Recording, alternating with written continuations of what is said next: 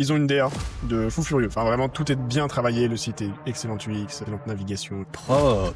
C'est magnifique. Juste ce domaine-là, 58, 1200 backlinks, 350 RD. C'est un move qui est vraiment monstrueux pour acquérir du backlink. En termes de branding, c'est masterclass. On recorde encore. Ouais. Ok, d'accord. Puis l'UX, ça doit être bien meilleur qu'avant. Parce que les gens, si c'est trop compliqué à utiliser, ils vont le refaire eux-mêmes. Pour autant de DR, ils ont eu besoin de beaucoup plus de referring domaine. Ah, oula, j'étais jamais allé jusque-là. Donc du coup, ils donnent plus d'importance aux liens qui sont plus susceptibles d'être cliqués. Après, est-ce qu'ils vérifient qu'ils sont bien cliqués? Plus un lien est visible, plus il sera pris en compte. L'AI et les autres LLM n'ont absolument pas le recul de Google sur toutes les tentatives de manipulation. Et là, eux, ils sont à 3 millions d'organismes. Inconsciemment, tu vas juger le consultant en mode « Oh, il s'est pas foulé ». Il aurait fallu que la plus grosse boîte IA, ça soit pas OpenIA qui fait cette boîte-là, mais que ça soit Apple. Ceux qui gagnent du trafic sur les core updates sont pas forcément les plus gros sites ou ceux avec le plus de branding, ce sont les sites qui sont les plus focus thématiquement. Donc ça, c'est la requête outil SEO gratuit, vraiment ma requête cœur. Et bonjour à tous, salut Kevin, salut Pierre. Salut. Salut. Et bonjour, bienvenue pour ce deuxième épisode des trouvailles SEO. SEO is no picnic, un nom peut-être à revoir, mais bon, il en fallait un pour ship le premier épisode rapidos. Bienvenue Pierre, à la limite, peut-être te présenter en 2 mots pour ceux qui te connaissent pas, parce que tu es un nouvel premier invité sur le podcast. C'est vrai. Du coup, je m'appelle Pierre Beaucourt. C'est moi qui gère le SEO et le paid chez l'agence Empirique. Donc, Empirique est une agence de marketing digital.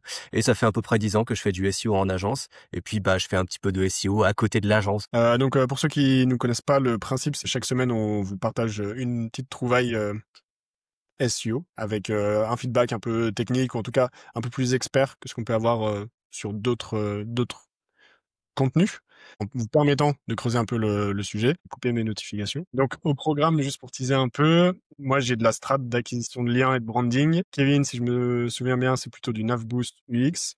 Et Pierre, de l'arbre de décision en cas de chute de trafic. Voilà, ce que je vous propose, c'est que je commence, et puis on enchaîne. Ça me va, Paul. Et Parfait. vous voyez bien. Yes, perfecto.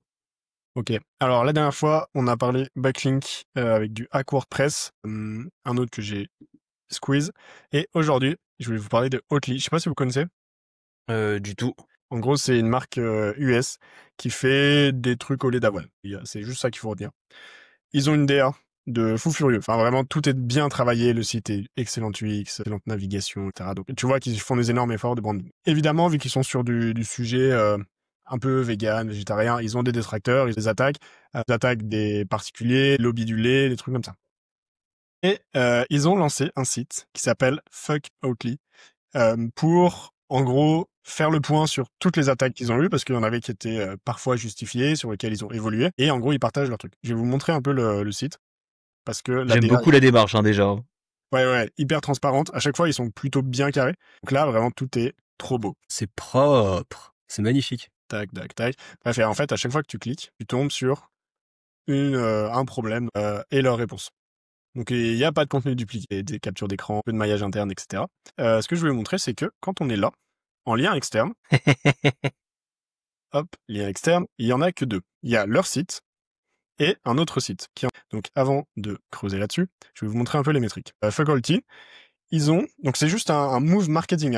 Et pourtant, ils ont quand même cumulé juste ce domaine-là. 58, 1200 backlinks, 350 RD, plutôt solide. Ils utilisent assez peu le SEO, j'ai l'impression. Et globalement, ils sont pas allés, ils ont pas que surfé sur cette vague-là. Ils ont un autre lien externe qui est sur Fuck Faculty. Donc dessus, quand on va, on retrouve, pareil, un petit lien externe uniquement vers la page, je sais pas comment on peut appeler ça, mais genre la page mère, on va dire au-dessus. Celui-ci a également, tac, et ça continue, je vous spoil, mais globalement, à chaque fois, il y a un sous-niveau. Donc, quand on est sur Fuck Faculty, on peut aller sur Fuck Faculty. J'espère qu'on va pas se faire strike la vidéo dès le deuxième. Et donc là, on continue à creuser. Sur chaque site, on peut cliquer. Donc là, c'est juste pour cliquer, ça augmente le truc là, le compteur de gens qui n'aiment pas Faculty. Et voilà, et tu peux creuser. Et en fait, à chaque fois, il y a 2 liens externes. Donc globalement, le jeu, il communique plutôt bien. Et à chaque fois, ils ont réussi à accumuler quand même pas mal de RD. Donc là, on est sur 55 RD pour le niveau 5, 37 le niveau 4, 71 le niveau 3, 156. Et tout ça, évidemment, qui link sur le domaine principal, qui est ultra solide. Mais là où c'est dommage, c'est qu'ils ont énormément de domaines, beaucoup de trafic, réseaux sociaux, etc. Par contre, ils ont rien en trafic organique. Et là, Bon, vous allez me dire, 242 000, c'est quand même assez bien. T'es dur. En fait, quand on regarde le trafic de marque, immense part, c'est du trafic. En fait, c'est un move qui est vraiment monstrueux pour acquérir du backlink, mine de rien. En termes de branding, c'est une masterclass. Derrière, ils n'ont pas capitalisé jusqu'au bout sur la technique, mais je pense que ça peut en inspirer certains qui ont un peu plus une fibre SEO. Et parce que pour un équivalent, j'ai vraiment juste pas réfléchi. Hein, dans le Href ranking, là, j'ai pris le site qui est juste à côté, en termes de DR, tu sais, il y a des classements, qui était Axis Bank, et eux, pour autant de DR, ils ont eu besoin de beaucoup plus de referring domaine. Donc ça veut dire que quand même, Oatly, c'est du lien plutôt quali qu'ils ont eu. Et là, eux, ils sont à 3 millions d'organic traffic. Là où l'autre, ils étaient à 240 000, dont 200 000 de trafic de marque. Donc voilà, mini technique, mais que j'ai trouvé hyper astucieuse, hyper élégante dans son approche. Ouais, c'est particulier. Après, je sais pas si tu peux, si tu peux récupérer comment tu réutiliserais ça pour un autre client, tu vois. Bah, Je serais curieux. un peu le même principe. Tu sais, tu fais un peu un site bien chiadé sur lequel Ouais. tu assumes complètement d'avoir des détracteurs et tu réponds aux arguments. Quand on t'attaque en justice, tu postes les jugements et ta réponse, etc. Ouais, c'est sûr, mais avec les histoires de fuck, là, en fait, t'es obligé de sécuriser le truc jusqu'au nombre max de caractères. Je sais pas. Après, le T'auras toujours dernier... un troll pour en ajouter un de plus et de l'acheter, tu vois. Ouais, c'est vrai. Mais le dernier, là, après le niveau 5 ou 6, à la fin, ils mettent juste un numéro. Si vous êtes vraiment, vraiment pas content, vous pouvez appeler ce numéro et on vous répondra. Ok, ouais, ok. Mais en tout cas, marrant. Non, Oh non, c'est mais rigolo, ouais. c'est bien, franchement, c'est pas mal d'autodérision, et moi j'aime beaucoup, et de toute façon, dans tous les cas, un truc que je vois pas mal en ce moment avec mes clients, c'est retour 10 clients, retour clients, etc., où je leur donne un petit peu des strats. Je pense que tu la connais déjà, celle-là, Paul, mais tu sais, t'as une strat pour augmenter tes avis positifs, ou enfin ta note moyenne pour augmenter ça un petit peu, genre sur Trustpilot. Gros, après l'achat, t'envoies un mail. Dans le mail, il y a 5 étoiles qui te permettent de dire, tu sais, tu notes de 1 à 5 en cliquant sur les étoiles. Et si jamais t'as cliqué sur une des 3 premières, ça te renvoie vers un formulaire.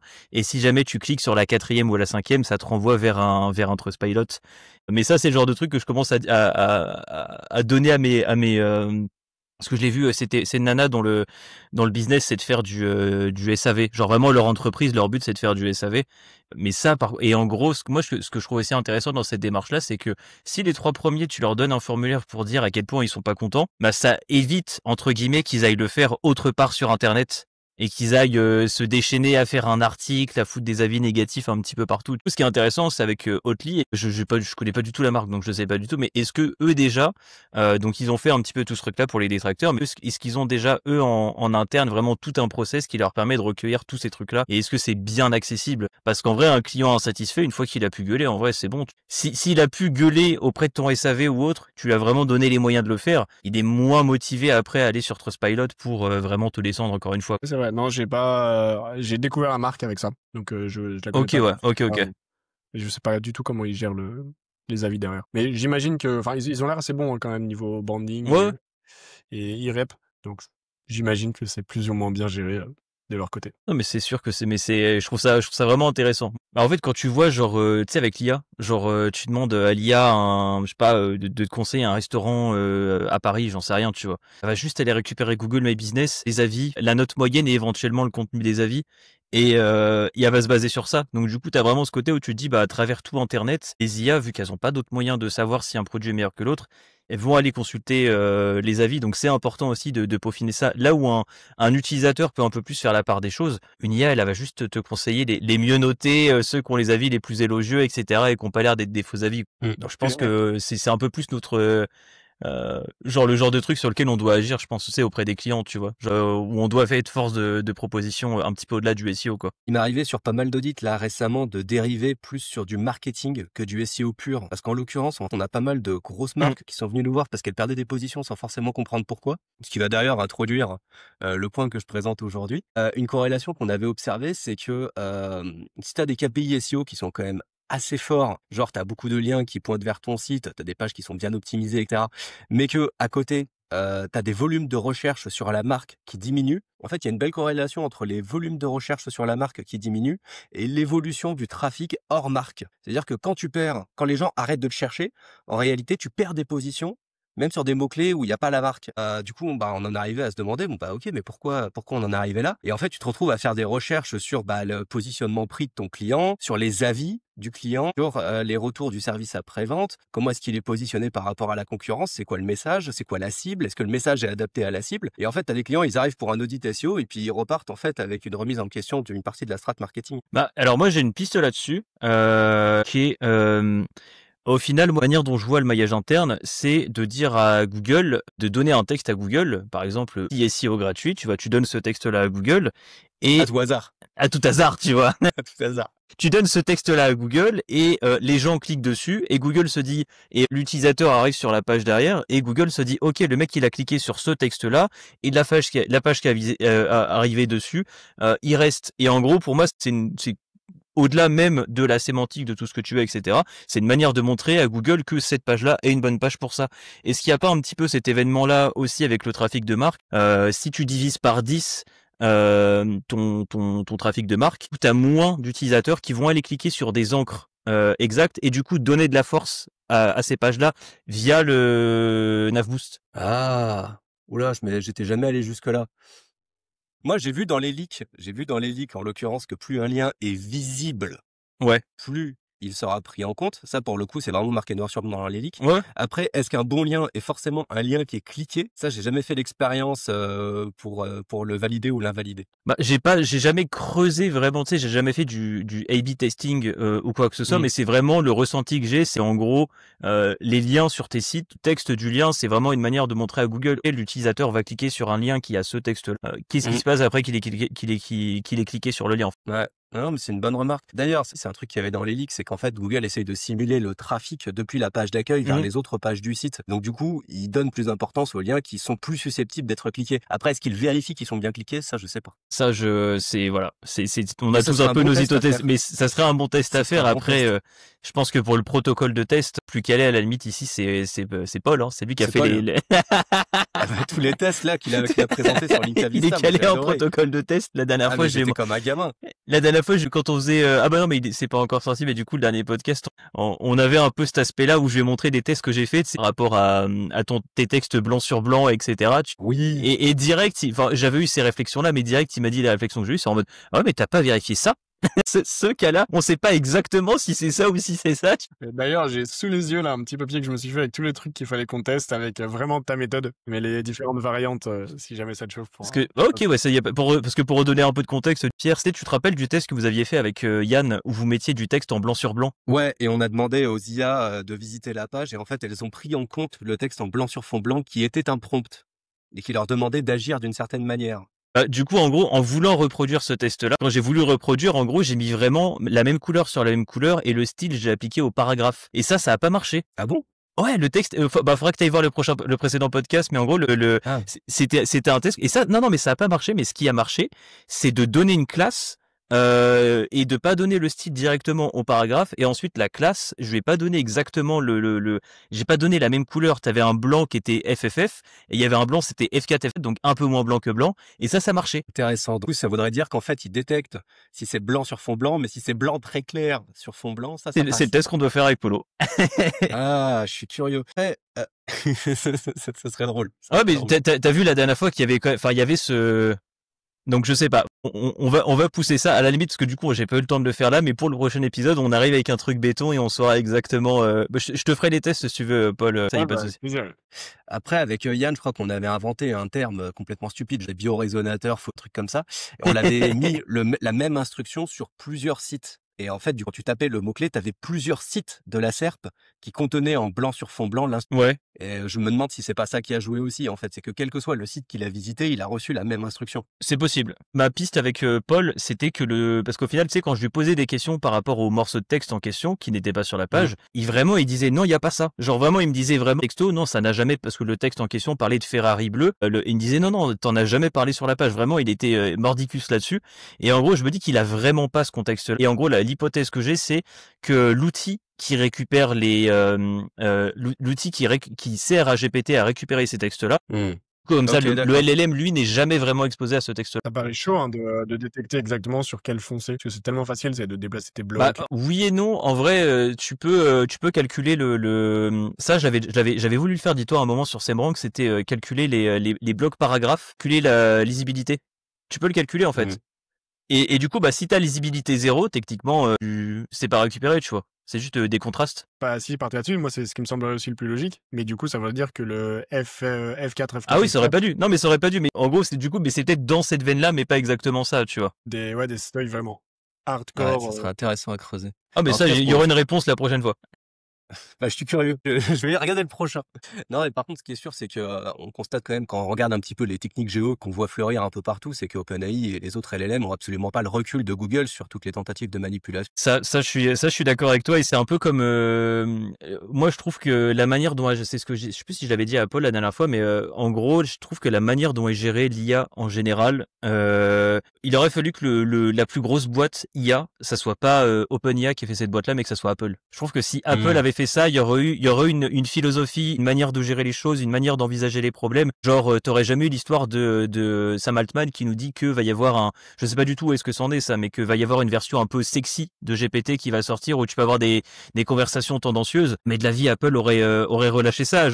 Ou alors GPT qui a sorti, je dis pas que c'est toujours nickel ce que fait Apple, mais à une époque, tu sais, ils proposaient de faire des tasks, genre directement, tu sais, tu pouvais dire à GPT, rappelle-moi dans 8 jours de faire ça. Je crois que ça a totalement disparu. Hein, j'ai jamais trop suivi, mais Bah, il me semble que la dernière fois, sans faire exprès, j'ai demandé à ChatGPT de me faire un mail rappel au bout de quelques jours et je crois qu'il me l'a fait. C'était il y d'accord, a ok, quelques ouais. semaines. Ok, mais de souvenir, ça c'était vraiment boiteux et du coup, enfin, il y a des trucs parfois un petit peu immatures qui sont sortis et du coup, comme vous disiez, le même recul que pour avoir un Google là-dessus. Ouais. Après, ce qui avait fait le succès du Minitel, c'était le Minitel Rose, je crois. Je sais Ouais, plus bah comment ouais, ça s'appelait t'as exactement. regardé des reportages de Xavier Niel, toi, de toute façon. Non, mais du coup, effectivement, c'est le sexe a toujours été. Putain, on va vraiment se faire démonétiser. Je sais pas où tu comptes publier la vidéo.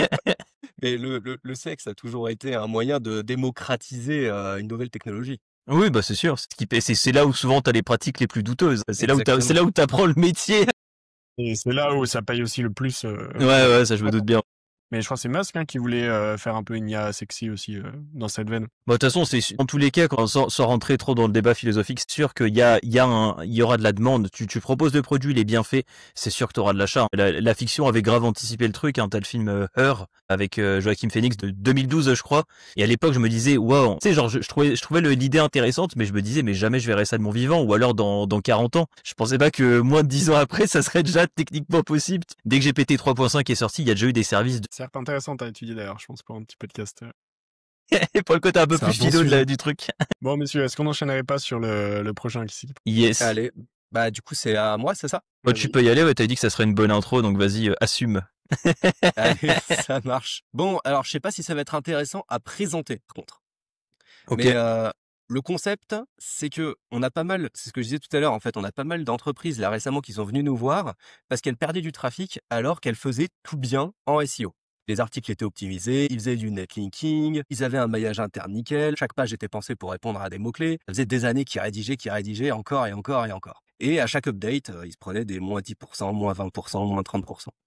Et à force de bouffer de l'audit et dans une volonté de me libérer un petit peu l'esprit et de déléguer à mon équipe, je me suis dit, bon, bah en fait, c'est un peu toujours la même méthodologie que j'applique. Quand un site perd du trafic, je commence par me poser quelques questions qui permettent d'orienter l'audit dans une direction. Et du coup, bah, naturellement, j'ai commencé à poser ça sur le papier en me disant que ça me servirait plus tard et que ça pouvait servir à d'autres personnes. Donc du coup, bah, ça m'a donné un arbre de décision. Le point de départ, c'est ton site a perdu des clics. Alors, pas de panique. Là, la première étape, c'est de comparer par rapport à l'année dernière pour éliminer la saisonnalité. Parce que si tu es un camping qui fait la moitié de son chiffre d'affaires l'été et que bah, tu perds du trafic en novembre, ah oui, effectivement. La question, c'est est-ce que tu as perdu du trafic en novembre cette année par rapport à novembre l'année dernière? Bon, si la réponse c'est non, vérifie quand même les positions. C'est-à-dire, OK, bon, t'as pas perdu de trafic par rapport à l'année dernière. Est-ce que tes positions sont stables? Oui. Bon, bah, c'est juste un effet de saisonnalité, pas de problème. Si c'est pas le cas, Est-ce qu'il y a eu un événement inhabituel l'année dernière sur cette période qui aurait pu générer du trafic? Moi, j'ai des clients l'année dernière, ils ont eu un article qui a super bien marché parce que il parlait d'un sujet d'actualité. Bah, effectivement, ça a généré un énorme pic de trafic. Est-ce que ça pourrait expliquer pourquoi cette année, ils ont moins de trafic que l'année dernière? Si la réponse c'est oui, encore une fois, c'est un effet de saisonnalité. Si la réponse c'est non, il y a eu des changements conséquents sur le site, sur la période. Pareil, on a des clients qui se mettent à perdre du trafic. Et en fait, quand tu creuses, quand tu poses des questions, quand tu vas voir sur la Webback Machine, il s'avère que ils ont fait une refonte et que la moitié des URL n'ont pas été redirigées. Bon, bah, si c'est le cas, là, c'est un petit peu au cas par cas. On vérifie les redirections. Si ça se trouve, le nouveau site, il est mal optimisé techniquement. Du CSR, alors que Google, il n'a pas encore fait le rendu JS. Il y a des liens qui... Bref, il y a eu des changements sur le site. Ça peut venir de là. Bon, admettons, tu perds du trafic et il n'y a pas eu de changement sur le site. Là, tu te demandes, est-ce que la perte de trafic, elle est corrélée à une core update? Et quand je l'ai fait, il y avait encore les helpful core update. Mais est-ce que maintenant, la perte de trafic, elle est corrélée à une core update? Si oui, tu passes un peu en mode enquêteur. Donc du coup, je vais pas pouvoir donner tout le détail, mais en gros, ce que tu fais, c'est que tu crées un groupe avec le site qui a perdu du trafic sur la core update, ses concurrents, et tu regardes sur cette update quels sont ceux qui ont gagné du trafic et quels sont ceux qui en ont perdu. L'idée derrière ça, c'est, là c'est un audit complet, hein, mais est-ce qu'il est possible d'identifier des points communs entre les deux groupes? Est-ce que tous les losers ont quelque chose en commun? Est-ce que tous les winners ont quelque chose en commun? Généralement, ce qu'on a observé là sur les derniers audits, c'est que ceux qui gagnent du trafic sur les core updates sont pas forcément les plus gros sites ou ceux avec le plus de branding. Ce sont les sites qui sont les plus focus thématiquement. C'est-à-dire qu'ils ont choisi une verticale et ils se sont focalisés sur cette verticale. Alors qu'à l'inverse, ceux qui ont perdu du trafic sur les core updates récemment, des sites qui sur le papier faisaient tout bien en SEO, sauf que à la base, ils vendaient des assurances, et puis au fil du temps, ils ont épluché tous les contenus sur l'assurance, et ils ont commencé à faire des contenus sur comment changer une courroie de distribution, comment choisir ses pneus, dans le cas de l'assurance auto, hein, c'est quoi les bagnoles les plus vendues en 2025. Et en fait, tous ces articles-là, ils génèrent du trafic, sauf qu'en fait, ils diluent la thématique du site, et le site commence à perdre des positions sur les mots-clés en rapport avec l'assurance. Sauf que ça se voit pas puisque c'est noyé dans la masse. Mais en fait, ça a un impact sur le business, et puis à terme, même les articles de blog finissent par ne plus ranker. Donc du coup, on valide l'hypothèse avec des calculs de corrélation. Si l'hypothèse est validée, voilà, c'est ce que je disais, il y a beaucoup de sites avec du SEO à l'ancienne, sans branding, qui se font doubler sur ces updates. Si l'hypothèse n'est pas validée, on y retourne. Bon, si vraiment on trouve rien, est-ce que c'est un segment du site en particulier qui a été impacté? Si oui, ok, admettons, je perds du trafic, mais je perds du trafic uniquement sur un type de page, genre mes pages assurance. Je récupère tous les mots-clés sur lesquels on observe la plus grosse perte et j'en fais une liste. Est-ce que cette perte de clic est corrélée à une perte de position? Donc là, je parle de la position classique, les liens bleus. Sinon, alors je regarde d'où j'en suis. Ok, donc là, j'ai identifié un segment du site sur lequel je perds du trafic et je n'ai pas perdu de position. Ah, bon, est-ce qu'il y a moins de volume de recherche? Si oui, c'est normal. S'il y a moins de gens qui cherchent les sujets que tu traites, du coup, tu perds du trafic. Ok, il n'y a pas moins de volume. Est-ce que il y a une corrélation entre l'évolution de la position pixel et la perte de clic? C'est-à-dire que dans certains cas, on a des clients, ils perdent du trafic sur un mot-clé, alors qu'ils sont top 3. Voilà, ils ont toujours été troisième, mais ils perdent du trafic. Et pourtant, il y a toujours autant de gens qui cherchent. En fait, c'est juste qu'au-dessus, on a l'AI Overview, on a les PAA, on a du shopping, on a de la vidéo, on a plein de trucs en fait qui sont venus se mettre au-dessus de la troisième position. Et donc, toi, ce que tu vois dans la plupart de tes outils, c'est que tes positions 3, t'as pas bougé, sauf qu'en fait, ta position pixel, elle a baissé. Donc du coup, t'es moins visible. À ce moment-là, c'est simplement la SERP qui est devenue moins pratique pour faire du SEO. Donc du coup, il faut identifier s'il y a des snippets dans lesquels tu peux ranker. Par exemple, si au-dessus de toi, tu as un local pack, l'AI Overview et du shopping, faut pas le voir comme une menace pour ton SEO, faut plutôt le voir comme 3 opportunités supplémentaires d'apparaître. Moi, j'ai des clients aux US, on apparaît 5 fois dans la SERP. Dans l'AI Overview, dans les PA produites par l'AI Overview, dans les liens classiques, dans le shopping et dans la vidéo. Effectivement, on occupe une grosse partie de la SERP. Donc en fait, il faut pas penser juste ton contenu sur ton site, il faut penser en écosystème dehors. Reprenons. Là, tu perds du trafic et tu te rends compte que tu as perdu des positions aussi sur un segment du site. Alors, tu lances un crawl sur les URL, est-ce qu'elles sont toujours en code 200 et indexables? C'est pas toujours le cas. Parfois, tu vas te rendre compte que sur un segment du site, tu perds du trafic. En fait, des URL qui te captaient du trafic l'année dernière, elles n'existent plus. Le client, il t'a dit non, il n'y a pas eu de refonte, il s'est rien passé. Sauf qu'en fait, toi, tu vas vérifier et tu te rends compte que si, les URL, elles ont disparu. Bon, à ce moment-là, il faut les remettre. Est-ce que le contenu a été modifié? Donc là, pareil, tu vas voir sur la Webback Machine, tu dis au client, est-ce que vous avez modifié votre contenu? Non, non, non, on n'a rien touché. Sauf qu'en fait, si. Le contenu, il a été modifié par le stagiaire et du coup, il répond plus à l'intention de recherche. Donc là, à ce moment-là, si le contenu a été modifié, tu attends 3 mois et si au bout de 3 mois, c'est pas revenu, peut-être falloir retoucher le contenu. Est-ce que tu as des backlinks qui ont sauté? Si, pareil, si ça se trouve, tu as juste changé un slug dans l'URL, tu as tout bien modifié, sauf qu'en fait, au final, tu as des backlinks qui ont sauté ou juste tu avais un site qui t'avait fait des liens et qui a disparu. Il peut y avoir plein de raisons. Donc du coup, on vérifie et si oui, on répare. Est-ce qu'on a un autre type de page qui serait venu cannibaliser involontairement les touchés? Touchés, ouais, c'est bien ça. Par exemple, j'avais des pages catégories qui rankaient super bien, sauf qu'en fait, au final, j'ai des produits qui sont venus se mettre à la place. En fait, ce qui s'est passé, c'est que comme Google, il hésitait entre ma page catégorie et ma page produit, au bout d'un moment, j'ai perdu des positions avec les deux. Ou alors, ce sont deux catégories. J'avais un client, je rankais sur basket homme, basket femme et basket tout court. Et en fait, au bout d'un moment, ma basket homme, ma basket femme et ma basket tout court sont commencés à se positionner sur les mêmes mots-clés. J'ai supprimé basket homme, basket femme et redirigé vers basket tout court. Et basket tout court est remonté plus haut qu'aucun des trois ne l'avait jamais fait. À la fois sur le mot-clé générique, homme et sur femme.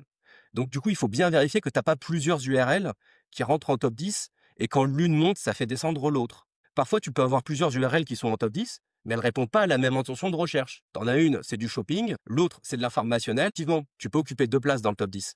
Mais parfois, c'est la même intention, les deux diminuent. Bon, si c'est toujours pas le cas, ce que tu peux faire, c'est récupérer l'historique de la SERP pour chaque mot-clé, isoler les sites qui ont gagné des positions et ceux qui en ont perdu. On rejoint un petit peu ce que j'avais dit tout à l'heure. Et on regarde s'il y a une typologie de sites qui se démarque. Dans certains cas, on va se rendre compte que, typiquement sur chauffeur VTC, tu peux avoir tout ce qui est informationnel qui est remonté.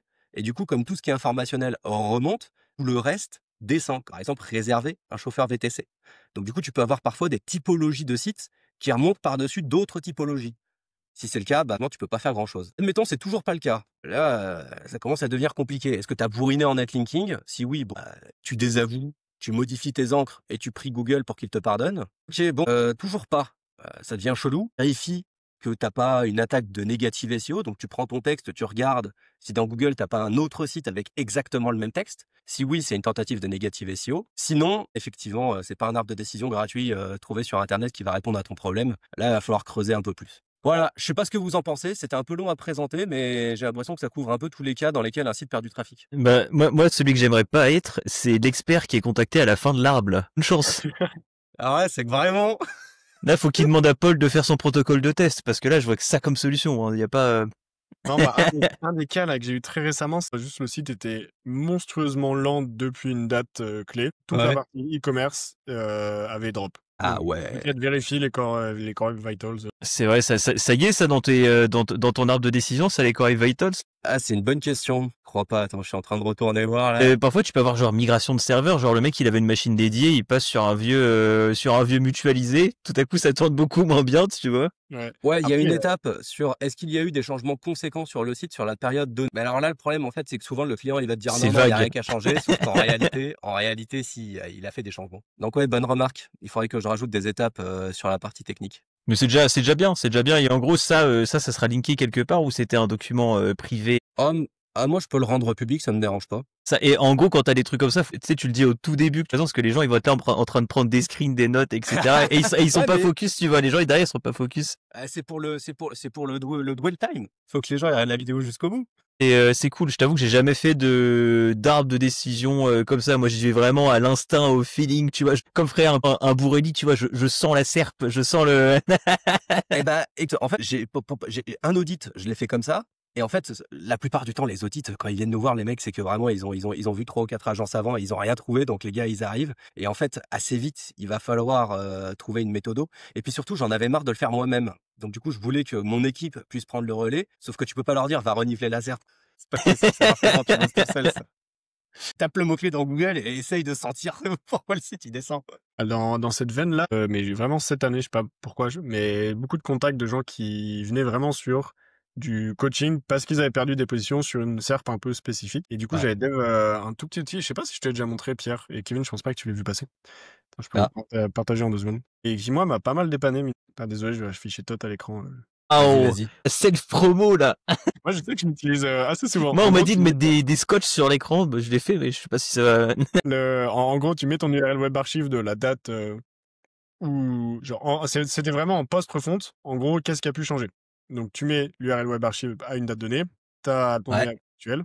Je t'avais montré ça, Pierre? Non, non, non, ça me dit rien. C'est accessible déjà, ça? C'est dans les tools gratuits ou C'est tout le gratos. c'est un tool gratuit? Ça fait, ça va vraiment essayer de regarder sur plein d'aspects qu'est-ce qui a pu changer. Donc moi, je sais par exemple que j'aime bien cette vue-là en diff. Typiquement en vue hiérarchique, tu peux regarder qu'est-ce qui a changé. Ce qui marche assez bien en fait, c'est que tu fais un copier-coller en mode voilà la version d'avant et d'après. Tu demandes à l'IA de te dire un peu qu'est-ce qui a changé. Bah typiquement cette page-là, elle est vachement bien remontée parce qu'on a rajouté les saveurs qui étaient Ok. dans la version d'avant et qui n'étaient pas actuellement. Donc là maintenant elles apparaissent, mais c'était vraiment flagrant que c'était le truc qui avait sauté. Et en fait, il y C'est a plein de excellent, choses ça. qui peuvent changer. Typiquement, dans tes titres, tu as plein de termes qui peuvent avoir des pop entre deux versions. Toi, tu l'avais pas trop fait gaffe et tu peux regarder où est-ce que donc tu vois que Gainer ça a explosé en termes d'occurrence. Way par contre ça a vraiment diminué. Peut-être que ça peut venir de là, etc., etc. J'essaye à peu près de le prioriser, mais tu peux avoir plein de choses qui peuvent avoir des degrés de changement plus ou moins importants, que ce soit sur les termes, sur les images, genre toutes tes balises alt elles ont changé, ce genre de choses. Là tu vas checker les alt. Donc là typiquement grosse refonte parce que tu vois il y a eu aucune halte conservée d'une version à l'autre. Pareil, donc bref, je vais pas tout passer en revue, mais les liens au niveau des encres, au niveau ça typiquement au niveau HTML, et les listes qui sautent, les tableaux qui sautent, on s'en rend pas forcément compte, mais tu sais, tu fais une refonte, tu fous 50 000 divs parce que ça va plus vite ou parce que l'IA te l'a fait, et en fait, tu perds de la structure assez importante. Bah ça, typiquement pareil pour de la lisibilité. Des fois, bah tu drops parce que t'as fait 150 000 phrases de 40 mots, et du coup, bah plus personne ne le lit. Ça peut être ce genre de choses. Ou bien du tout con, du title, hein, tout simplement. Donc voilà, moi je sais que je l'utilise pas mal dès que j'ai une baisse. Ok, mais ça c'est intéressant. Mais ça, tu vois, genre moi, dès que t'as montré ton truc, tout de suite, je me suis dit, ah, ça pourrait être intéressant, genre à scale. Tu sais, le premier truc que je me suis dit, Comment c'est à ça? scale.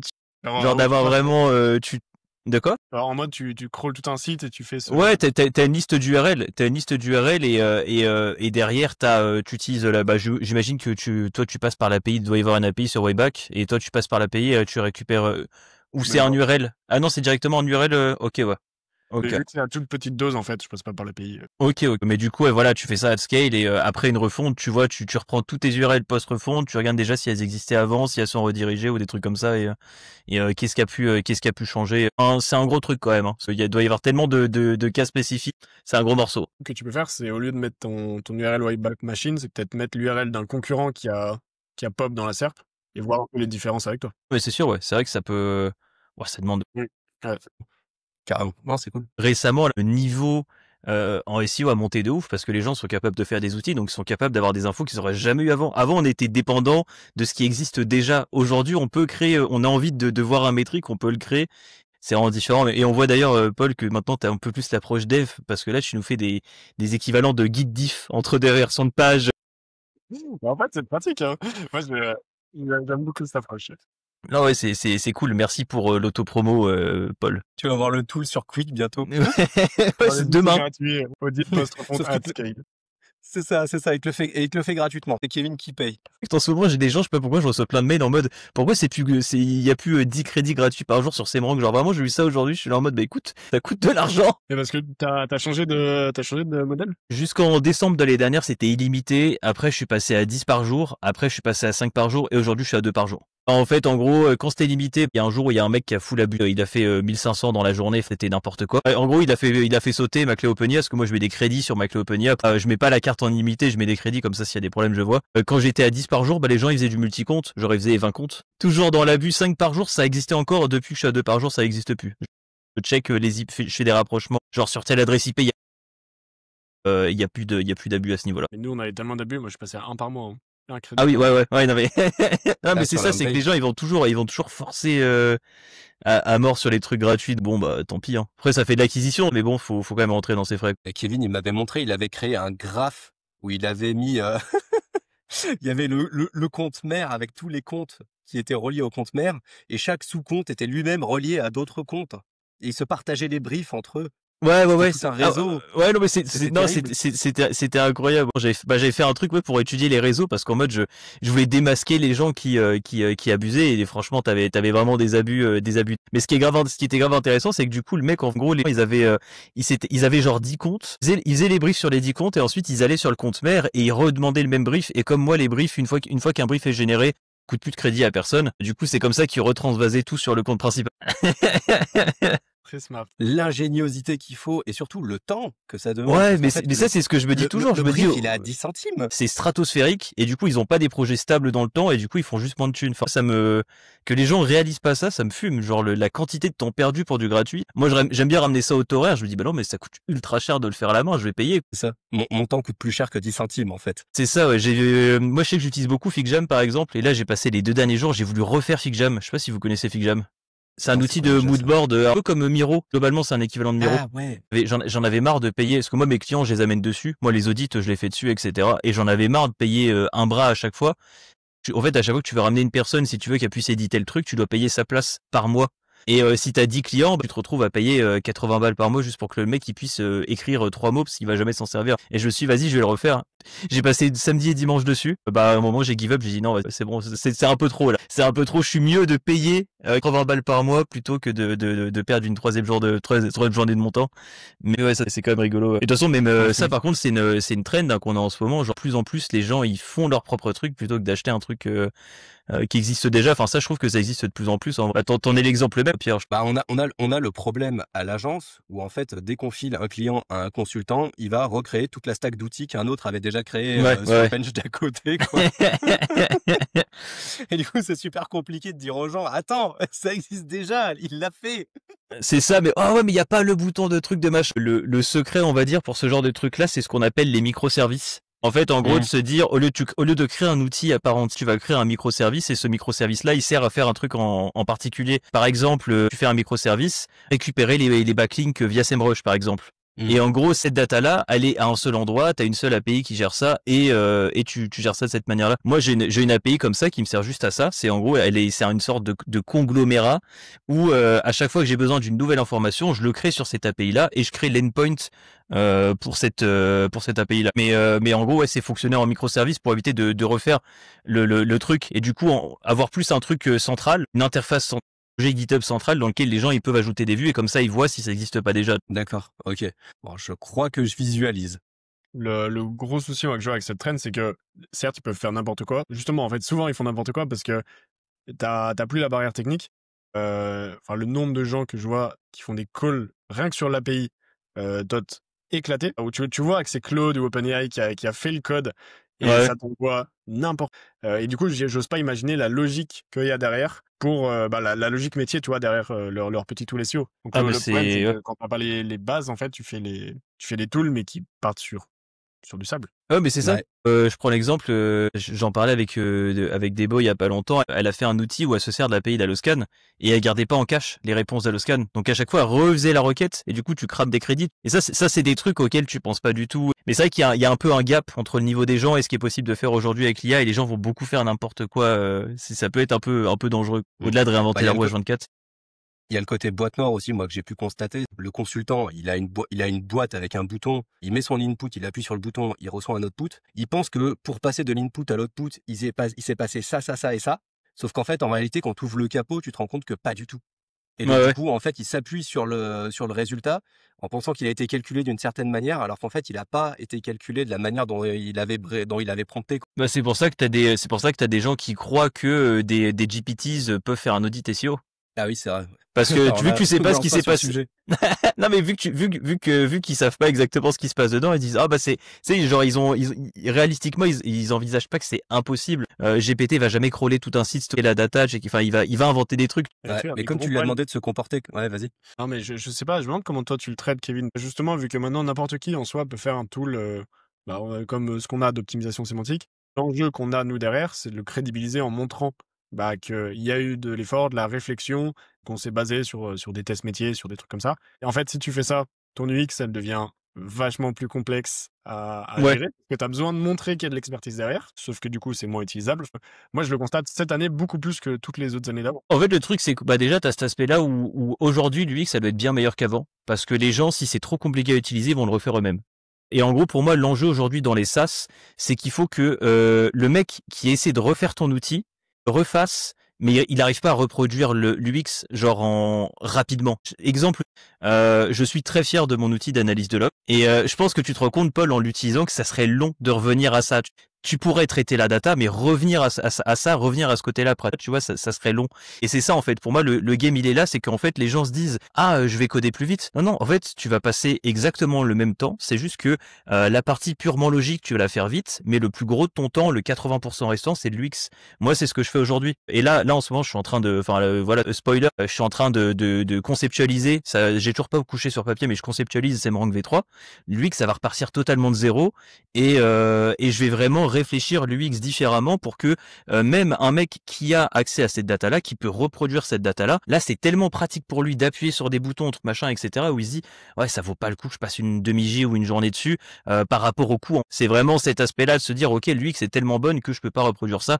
Tout comme j'ai voulu refaire FigJam, et j'ai réussi à avoir un truc qui ressemble à 80% à FigJam, c'était vraiment très proche, mais les petits détails du UX qui sont très longs à faire, je savais que ça me prendrait 3-4 jours de plus, et c'est pas rentable, je suis mieux de payer l'outil. Ouais, et c'est relativement récent que l'UX devient une vraie grosse barrière à l'entrée, plus que de l'accès à de la data. C'est ça, c'est là où des tools, moi je sais qu'ils ont eu un très fort impact sur la scène SEO pour Olivier Dufez et Fabien Facéris, non c'est Si, c'est ça. C'est ça, ouais. Et ils ont eu un gros impact, mais je sais que les retours que j'ai un petit peu sur leurs outils, parce que parfois les gens vont comparer certaines des fonctionnalités que j'ai avec ceux de leurs outils, les gens me disent mais ton UX est tellement meilleur. Je sais que j'ai des gens qui vont cancel des abonnements de là-bas pour passer sur certains de mes outils parce que bah ils se renouvellent. Et là où il y a quelques années, quand c'était les seules options, ça pouvait le faire. Aujourd'hui, tu as plusieurs alternatives. Les gens, ils vont peut-être préférer parfois un outil qui a peut-être moins d'antériorité, de notoriété, etc., mais qu'offre une expérience.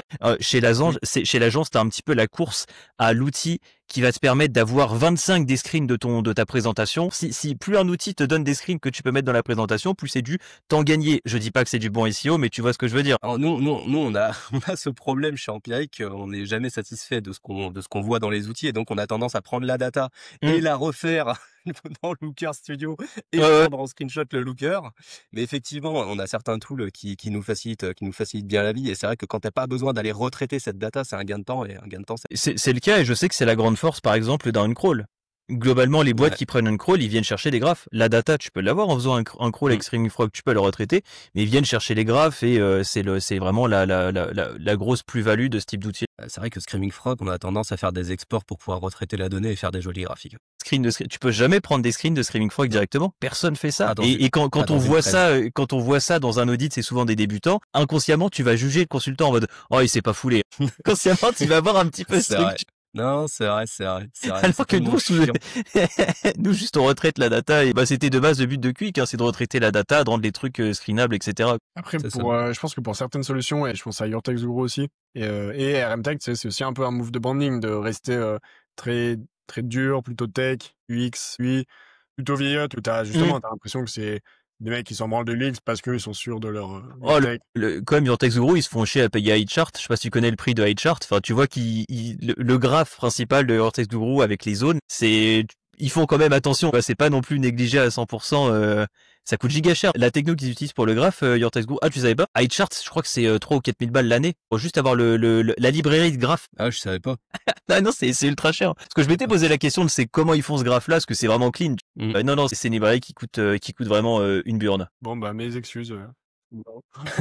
J'ai souvent vu des screens Your Text Guru dans des audits SEO où je trouve que le graphe Your Text Guru rend bien quand même de manière générale. Au final, tu peux la représenter d'autres manières, mais c'est vrai que dans ce graphe-là, ça donne un côté vraiment scientifique, un petit peu plus scientifique à cette donnée-là. Enfin, je sais pas comment expliquer, mais je sais pas si vous voyez ce que je vois. Mais justement, moi, j'ai que des retours inverses. Ok, ouais. Mais du coup, je pense que ceux qui kiffent ce graphe un peu techos restent chez eux, et c'est ceux qui peuvent plus le voir, justement, plutôt sur nos solutions. En fait, ce graphe-là, c'est plus pour impressionner le client.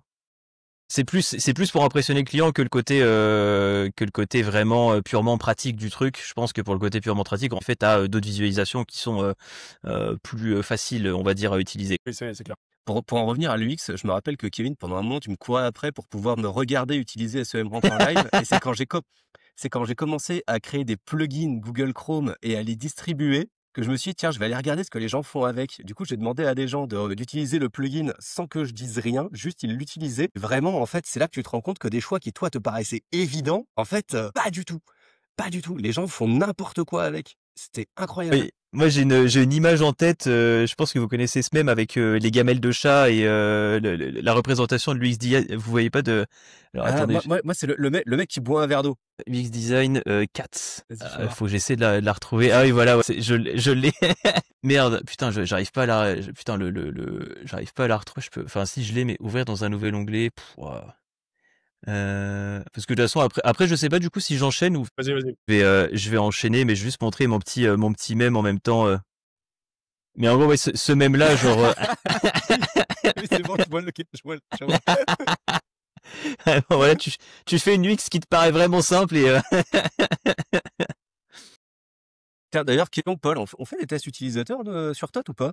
Qu'est-ce que tu veux dire? Parce que je les regarde l'utiliser? Ouais, Ouais, bah j'ai pour un voir en Hotjar. fait les endroits où ça coince.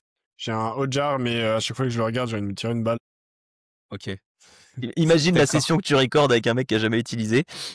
Ok, Ok. ok. Merde. On a tous cherché l'option prompt hein, lors de la refonte. Ouais, j'imagine. Je te dis pas le nombre de mails au support pour un truc qui était là, tu sais, mais qui a juste changé de place. Mais pareil, l'IA qui se déclenche quand tu fais espace sur une ligne où t'as rien, ou au clic droit, ça, je pense que... J'ai même pas vu. Bah ouais, voilà, comme 90% des gens. Alors que moi, ça me paraît évident, c'est parce que j'ai ça sur Notion, du coup maintenant je fais un slash ou un espace. Ouais. Du coup, il déclenche tout seul. Et en fait, tous ces raccourcis que moi j'ai intégrés tout seul, la majorité des gens, bah, Bah, je sais pas si tu l'avais testé, Pierre. Moi, j'avais testé de faire un outil de génération de cartes sémantiques. Mhm. Où en gros tu naviguais dans l'outil avec des raccourcis Oui. et j'avais Oui, foutu ça la y est, je barre de vois ce que tu veux raccourcis dire. j'avais foutu la barre de raccourcis en bas en mode parce que t'as certains outils je pense que c'est un outil mail qui avait fait ça qui s'appelle Superhuman. C'est un outil pour gérer ta boîte mail et en gros l'outil il t'oppresse pour que tu utilises leur raccourci vraiment et eux leur stratégie c'est de se dire ok tu vas avoir de la mémoire musculaire, tu vas bâtir des ancrages de la mémoire musculaire et tu pourras plus te passer de l'outil quand tu iras sur Gmail ça te paraîtra relou. C'est ça un petit peu leur truc et moi je me suis dit vas-y je vais faire mais j'ai fait quelques tests utilisateurs. J'ai checké les stats. Finalement, les gens s'en sont servis 3 fois, 4 fois. J'ai eu 3-4 visites. Plus personne s'en est jamais servi. Alors que sur le papier, je trouve que c'est d'un point de vue créer une carte mentale, générer des sous-niveaux, etc. Je trouve que c'est vraiment bien. Une variante que j'avais fait de ce que j'avais fait dans les outils gratuits, c'est une variante qui est bien plus aboutie. C'est pas ça me paraît clair dans l'utilisation, ça me paraît vraiment pratique, mais au final, tu te rends compte que les utilisateurs, c'est pour ça que les tests utilisateurs, c'est vraiment ultra important parce qu'entre ce que toi t'as en tête et ce que l'utilisateur derrière il fait, t'as souvent un fossé.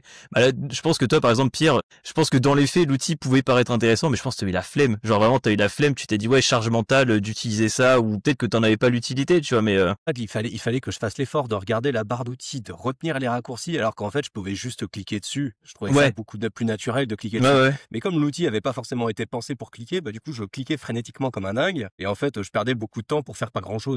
Ouais. Non, mais ouais. Parfois, t'as une vision et il faut vraiment la confronter au marché. c'est Mais d'autant du coup, plus c'est vrai intéressant parce que... que ça, en ayant levé la barrière technique, on remet l'UX au centre du truc, quoi. Ouais. Ah oui, non, mais ça, c'est sûr. Ça, c'est sûr. Tu voulais dire, Paul? Ouais, que ces tests utilisateurs, avant, en fait, c'était vraiment majoritairement consultant. En même temps, tu vois, vu que je suis consultant aussi, il y avait des choses où je me passais un peu des tests utilisateurs. Là, on ressent vraiment sur annonceurs, lead gen et e-com.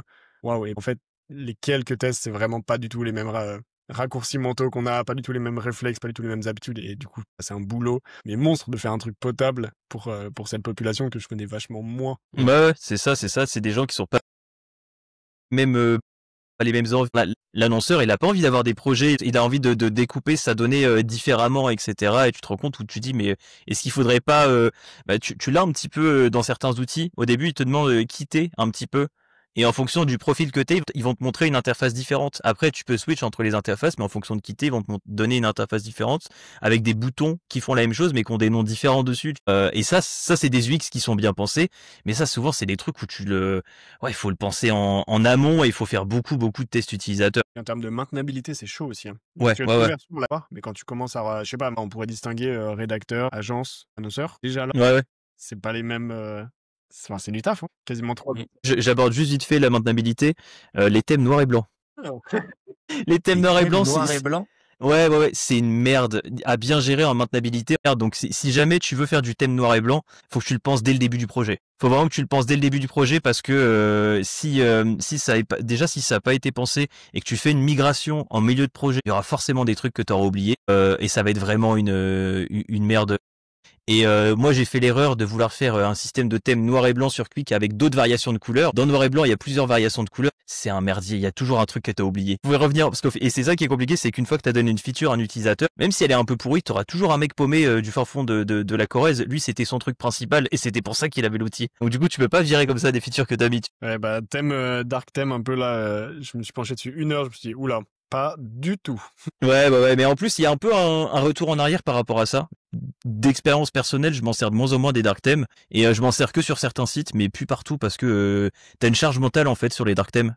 La police, au final, un dark theme, c'est les polices blanches dessus, ça brille en fait, c'est un peu désagréable. Et je sais qu'il y a j'ai pas de stats là-dessus, mais je sais que de manière générale, t'as un peu un retour en arrière et les gens se refont à des UX un peu plus blancs. Mais bref, ça va me permettre d'enchaîner avec le sujet UX. Et du coup, on en avait parlé dans le premier podcast avec Paul qui avait disparu parce que le record était pas ouf.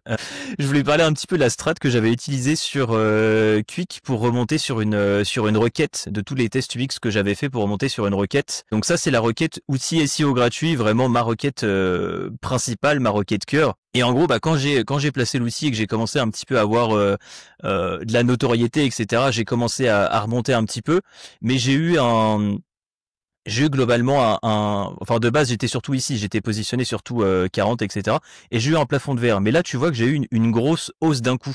Genre vraiment, ça a été stratosphérique d'un coup. Et là, tu peux te dire, mais d'où vient cette hausse? Qu'est-ce qui s'est passé, voyons, aux alentours de cette date? Oh, alors bon, ça c'est un Webpack Machine, c'est juste pour prouver que à cette date-là, c'était comme ça, mais malheureusement, j'ai pas le, c'est pas. Donc là, j'ai la chance d'avoir encore en live sur le sous-domaine test.quick.io que j'ai jamais viré. J'ai encore les versions live de l'ancienne page d'outils. Donc ça, c'est l'ancienne page d'outils.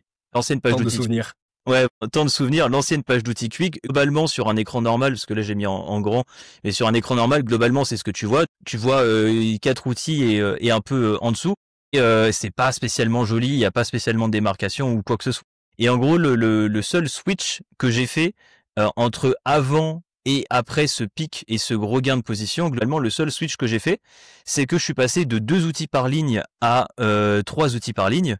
Et en gros, déjà, ce passage-là, t'as plus une sensation, un sentiment d'abondance en termes d'outils. Tu dis, oh, va y en avoir un paquet. Et en plus de ça, ce que j'ai fait, c'est que j'ai ajouté des liens ici. Donc, du coup, j'allais sur la version live pour montrer globalement ce que ça fait. En gros, les liens que t'as ici, on a l'impression que c'est des filtres. Mais en fait, c'est pas du tout des filtres. Et si tu cliques dessus, là, vu que c'est instant, t'as vraiment l'impression que t'es en train de filtrer les outils. Et mon but, mon objectif, moi, derrière tous ces changements UX, c'était de provoquer le fait que l'utilisateur, il arrive, il commence à scroller, il se dit, oh, il y a plein d'outils, il clique ici, et après, il navigue un petit peu sur les outils, donc il va cliquer sur sémantique, technique et netlinking, puis il va revenir à tous les outils. Globalement, c'était le comportement que je voulais entraîner, que quand tu cliques sur sémantique, t'as l'URL tout en haut qui change.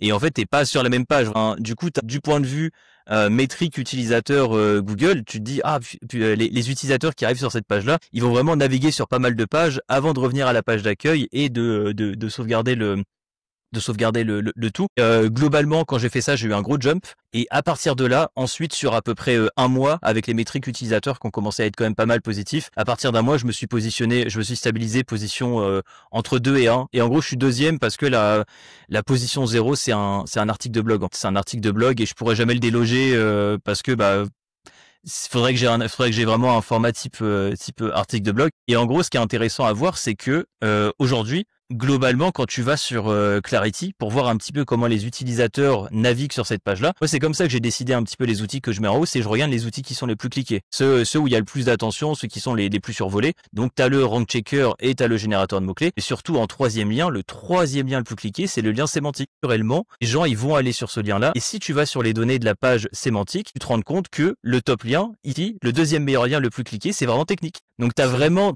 ce comportement-là que je voulais un petit peu motiver en mode tu cliques sur une page, puis une autre, puis une autre, puis une autre, puis tu reviens à la première. Et là, je vais pas vous faire le détail, mais c'est vraiment ça quand tu vas sur technique. Ensuite, t'as netlinking qui est le plus cliqué. Et dès que t'es sur netlinking, un des top liens cliqués, c'est tous les outils. Le site est fait en Astro et je l'ai vraiment pensé pour que ça soit giga rapide. Ça, c'est pas des images, par exemple, c'est des SVG. C'est des SVG, c'est gardé en cache, et en fait, en gros, le niveau d'optimisation, c'est qu'en fait, ce SVG-là, c'est le même. T'as l'impression que l'image est différente, et ça aussi. Alors, le fait que la couleur change, c'est pour donner à l'impression de l'utilisateur que c'est pas le même outil. Bon, c'est un peu du trick, c'est pour qu'ils se disent ah, c'est pas les mêmes couleurs, c'est pas les mêmes outils. Mais en gros, c'est exactement la même image que celle-là. Et elle est gardée en cache et je change la couleur du SVG. Je suis allé sur de l'opti vraiment de bout de chandelle. Mais mon objectif c'était ça, c'était que ça se charge le plus instant possible pour que le mec il ait l'impression que c'est un filtre. Parce que dès que tu as du chargement, dans la navigation sur un site, tu as une sorte de charge mentale et en fait le fait de savoir qu'il va devoir attendre, ça crée de la flemme. Genre à l'avance, s'il sait qu'il clique là, il va devoir attendre, ça crée de la flemme. Donc moi je voulais vraiment totalement virer toute cette friction. Mais voilà, Alors ça, techniquement, je sais pas, mais est-ce qu'il y a moyen de préload quand ils sont sur cette page-là? Une fois qu'ils bougent, tu peux préload les autres pages pour que ce soit tu peux préload les ressources. Ça, c'est une pratique que je fais sur l'extension Super GSC. Sur l'extension, je te montre juste ça, là. Dans tous les cas, elle est hors sujet maintenant. Je l'ai pas encore fait sur Quick.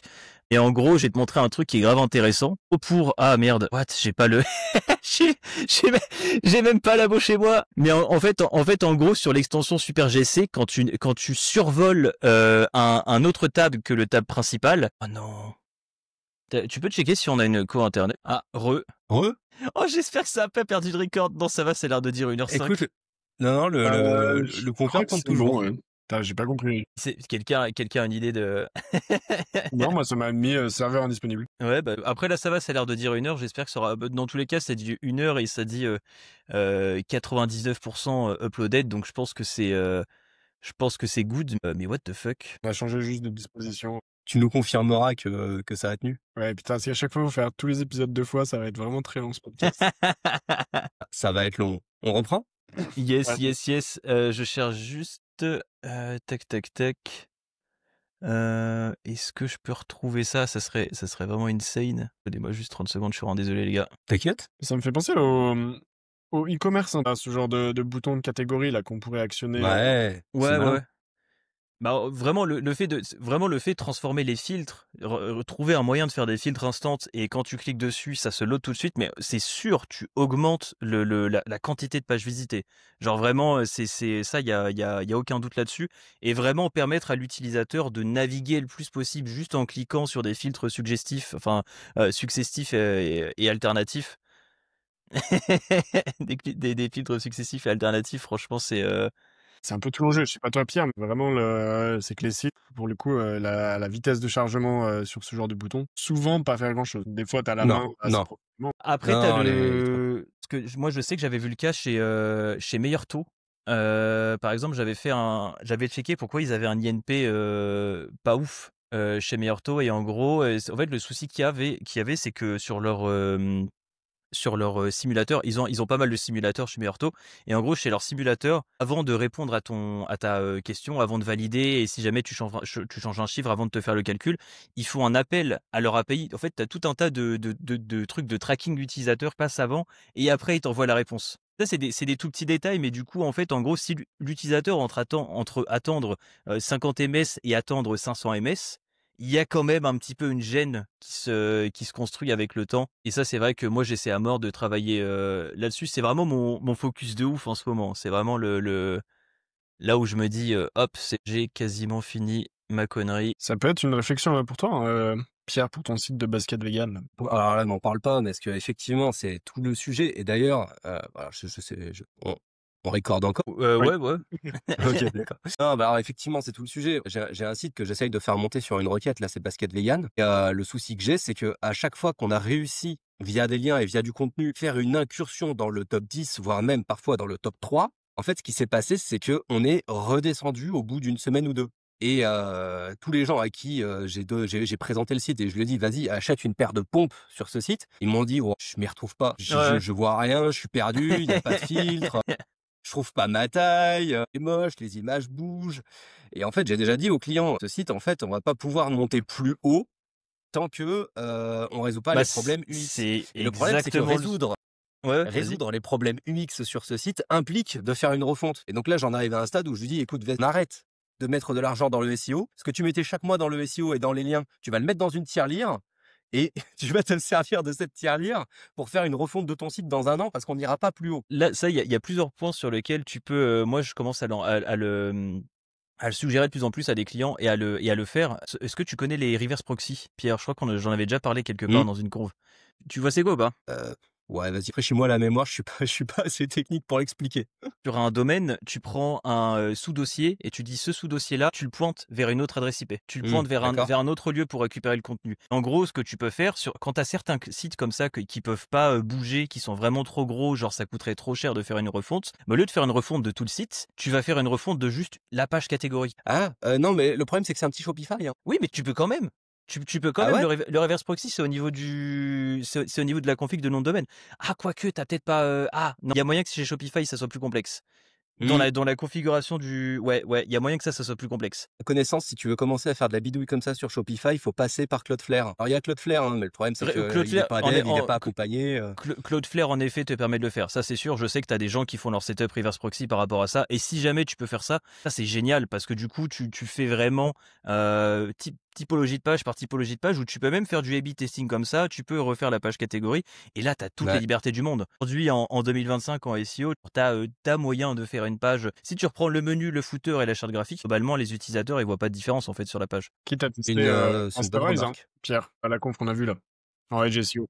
Ouais, je me demande si sur un petit Shopify avec genre 200 pages, ça vaut le coup d'installer Fasterize via Cloudflare. Ça fait quand même beaucoup de bidouilles juste pour... juste parce qu'il a choisi un thème qui est pourri. Ouais, bah ça après c'est ça dépend. Moi j'ai un client il a un site en Perl. Propre. Vas-y. Non, je disais juste, je préférais que la base soit propre plutôt que de rajouter des rustines par-dessus, quoi. Ah bah c'est sûr, bah moi il y a un client que j'ai, je l'ai pas encore signé mais je suis en train de le signer. Il a un site en Perl. Le site il a genre 20 ans. C'est un site, c'est un forum tu vois, mais qui a été fait en Perl. Et vraiment tu le bouges pas comme ça. Ouais. Aujourd'hui la strat c'est justement de faire typologie de page par typologie de page, les remplacer les pages et de faire des trucs plus actuels, plus récents, qui ressemblent parce que c'est du forum type très vieux forum et d'aller remplacer par des normes plus actuelles avec des boutons de partage, résumé, des échanges qui sont mieux mis en avant, etc. qui donnent plus envie de lire. Et le site par exemple il est pas du tout responsive. Moi je dis bah on va faire pas mal de pages catégories, etc. On va juste les refaire de manière plus responsive et on va mesurer l'impact. Et ça, du coup, on le fait en reverse proxy. Comme ça, le code du site de base, on n'a pas besoin d'y toucher et juste on intercepte les demandes à certains dossiers. Et là, on positionne une page qui a été refaite proprement. Et comme ça, bah, le jour, en fait, du coup, ta refonte, tu peux la faire comme ça, dossier par dossier, page par page, etc. Et t'as pas une grosse refonte brutale. Quand le site, il a été totalement migré, bah, juste tu switches et le domaine principal, tu le switches de point d'entrée. Ouais. Ah, c'est malin. C'est malin. Moi, ce que je fais des fois aussi, c'est que quand il y a Cloudflare qui est installé, je crois que c'est dans les workers que tu peux modifier le code du site. Du coup, c'est quand même côté serveur, puisque c'est Cloudflare qui va servir le site aux crawlers et aux internautes.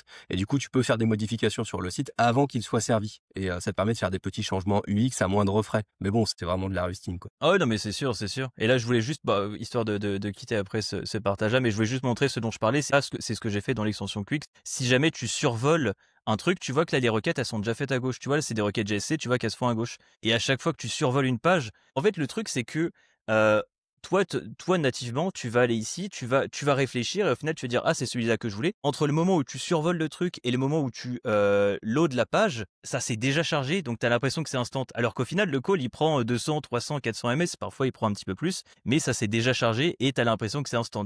Et ça, c'est des tricks du X, mais c'est juste des bonnes pratiques aussi, hein. T'en as qui parlent de predictive loading, tu peux l'avoir aussi, enfin tu peux l'avoir quand tu survoles le lien, mais tu peux avoir quand la souris se rapproche de telle ou telle section, tu peux avoir vraiment des trucs qui vont assez loin là-dessus. Ça te permet sur même un site qui est de base, qui a un serveur qui est de base un peu lent ou quoi que ce soit, ça te permet vraiment de réduire la quantité de ressources qui est chargée. Et ça t'évite de devoir tout load dès le début, que au besoin les gens qui vont aller survoler un lien en fait. Ouais, c'est malin. T'es mute, Polo.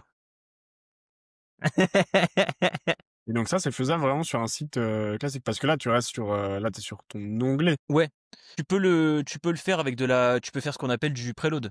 Tu peux déjà aller optimiser ce genre de truc-là. Et en fait, tu peux mettre les ressources en cache. Tu précharges les ressources et tu les mets en cache. Et une fois qu'elles sont en cache dans le navigateur, il n'y a pas de galère là-dessus. Mais voilà, ouais. Je crois que c'était. Ah non, je voulais juste montrer un autre truc que j'avais trouvé vraiment intéressant. Une page qui commence un petit peu à faire des stats chez moi chez les outils gratuits. C'est la page générateur de mots-clés. Le mot-clé, il est un peu pas ouf, mais il fait du volume. En vrai, le mot-clé plus ses variations, c'est quand même du volume. Ça, c'est les données sur 6 mois. Donc, globalement, en impression mensuelle, on est à peu près, enfin là, on a quoi, 210 000. La page par mois fait 30 000 impressions. Donc, on est quand même sur, bon là, je suis pas en AF privé, mais globalement, c'est le même classement en AF privé. Vous pourrez aller checker. Globalement, je me positionne devant, globalement, sémantiquement, Google sait très bien que outil de génération de mots-clés et générateur de mots-clés, ça répond à la même intention de recherche. Et pourtant, Qwik se positionne devant Keyword Tool, Ahref, SageChecker, C-Ranking, etc. Alors que vous savez très bien que je suis un SEO white hat, donc pas de, pas de campagne de backlink de je ne sais quoi. Vous vous doutez bien que je suis la page qui a le moins de backlink ou de métriques d'autorité ou quoi que ce soit du top. Et en gros, ça c'est un truc auquel je tente de faire de plus en plus gaffe, c'est la satisfaction de l'utilisateur quand il arrive sur la page. En gros, la raison pour laquelle cette page se positionne là, et j'en ai d'autres comme ça qui défient un petit peu des mastodontes, c'est parce que en outil gratuit pour ce type de doté, tu tapes un mot-clé et ça va te donner des suggestions. En outil gratuit, il y en a aucun autre qui donne autant de data. Vraiment, ça n'existe pas un outil gratuit qui donne autant de data sans que tu dois faire un compte. Après, Ouah, mais attends, mais je l'avais pas testé, il est fou. Vas-y, je l'avais pas testé, il est bien. Voilà, tu vois, tu donnes ton mot-clé, tu peux en mettre plusieurs, ou alors tu peux mettre ta page, voilà, je vais mettre quick.io, et c'est la data, je peux te dire d'où ça vient, c'est juste Google Ads, hein. C'est la data Google Ads, mais c'est normalement de la data où tu dois foutre ta carte, ou alors tu vas dans la... Ouais, c'est ça, faut créer un compte, faut foutre ta carte, faut foutre ta carte, faut avoir une campagne qui court, etc. Mais voilà, c'est la data Google Ads, et au final, c'est ce que il y a depuis des années, hein. Les autres sites qui sont dans le top 10 des résultats de recherche, globalement, c'est la data Google Ads qui donne. Mais ils vont te donner 10 lignes, ils vont pas mettre les volumes pour tout le monde, ils vont cacher certaines datas. Il y a un captcha. Il y a un captcha, il y a plein de trucs. Moi, je me suis dit, je donne ça direct à tout le monde. Et en vrai, les gens, vraiment, ils la sauvegardent et ils l'utilisent souvent. Et il y a un gros taux de satisfaction. Et c'est pour ça que je peux réussir à me positionner. Parce qu'au final, tu regardes le contenu, genre, il n'y a rien. Voilà le contenu de la page. C'est ce que j'allais te dire. Au final, c'est une page qui a peu de contenu, peu de liens, puisque tu me dis que tu fais pas de netlinking. Par contre, c'est une des pages qui est mise en avant sur la homepage, la outil SEO gratuit. C'est ça, c'est une générateur de mots-clés, tu vois, c'est accessible directement. Tu as une entrée exacte. Ouais, c'est ce que j'allais dire. L'encre, c'est générateur de mots-clés, du coup, là. C'est ça, et en soi, tu vois que c'est pas non plus un mot-clé non plus trop alambiqué. Tu vois qu'il y a quand même du volume et autour de ces mots-clés. Mais c'est une page qui est visitée, du coup, ça me fait un peu penser une page qui est visitée, voilà. C'était Ciao Kombucha, là, de Squeezie, en fait, qui était arrivé top 10 sur Kombucha, alors que le site ne sortait de nulle part, n'avait aucun lien, aucune popularité. Les gens se sont mis à le chercher, et donc, du coup, Google l'a fait remonter. Ah, mais c'est ça, alors que tu regardes, je sais pas, genre, là, par exemple, la page de Ahref, tu vois qu'ils sont fait chier, ils ont foutu des illustrations, des trucs, des machins, etc. Ils sont quand même un petit peu fait chier. Je les outranque.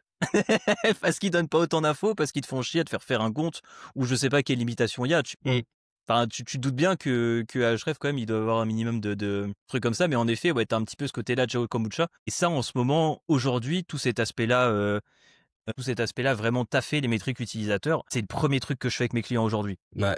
Je commence même plus par une recherche de mots-clés. Tu sais, je prends le tunnel de conversion, tofu, mofu, bofu. Je pars du bofu, je pars des pages les plus concurrentielles et je dis, OK, pour cette page-là, faut qu'on soit meilleur que nos concurrents.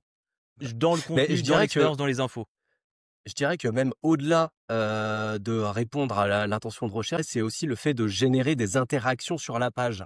Ça, je m'en suis rendu compte. Moi, j'avais j'ai des petits sites et j'ai un site notamment sur lequel je vends des liens qui s'appelle daffy-verabière.com. C'est un site qui parle de bière. Et j'ai un article qui capte pas mal de trafic qui s'est positionné sur combien de bières faut-il pour être bourré. C'est de la longue traîne. Il y a des gens qui cherchent, il y a du volume. Et en fait, pendant longtemps, j'étais premier sur la requête et à un moment, je suis redescendu. Et en fait, ce que j'ai fait, c'est que j'ai rien touché à la page. Juste, j'ai rajouté un simulateur en haut de page, ce que les autres ne faisaient pas. Plutôt que de donner plein de calculs compliqués et de donner plein de scénarios, je me suis dit, vas-y, je rajoute un simulateur en haut de page. Comme ça, les gens, ils arrivent et ils rentrent leur poids, leur taille, le type de bière qu'ils ont consommé et ça leur dit combien ils peuvent en boire. Ouais. Je vois que tu t'empêches de rigoler. Et ben en fait, tu sais quoi, comme ça rendait service et que les gens ont utilisé le simulateur, la page allait remonter. Alors que j'ai pas rajouté de sémantique, j'ai pas rajouté de lien, j'ai rien fait. Juste générer des interactions sur la page a permis de la faire remonter. C'est audacieux comme cet outil-là. T'as un mec, un jour, il va t'appeler, il va dire, écoute, j'ai perdu mon permis à cause de toi, tu m'avais dit que je serais pas bourré. Mais, J'avoue, je devrais peut-être rajouter un disclaimer. Mais un disclaimer au moins, même si ça change pas grand-chose. Ça- pour autant, est-ce que c'est de l'interaction ou est-ce que c'est le fait que Google Tech, il t'a un petit simulateur en JS, je sais pas trop comment il est Je pense que c'est des C'est interactions du JS. je pense que c'est une question d'interaction. Il en parlait aussi dans l'article. Enfin, en gros, le post que t'as fait ce matin, Pierre, j'ai été lire l'article. Je sais plus le nom du mec, mais t'as posté un article dont ça venait. T'avais fait un post sur les leaks. Peut-être aujourd'hui ou pas aujourd'hui, Paul? Non, là aujourd'hui, j'ai publié une offre d'emploi. Non, je voulais dire Paul.